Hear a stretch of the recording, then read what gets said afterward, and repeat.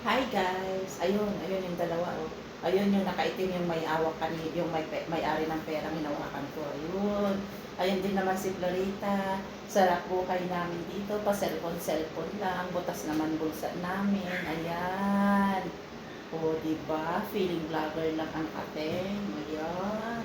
Say hi naman kayo dyan. Hi. O, ayun. Oo. Yung isa doon, feeling maganda kahit hindi maganda. Yung isa naman doon, feeling sexy pero hindi naman sexy. Oh, saan ka pa?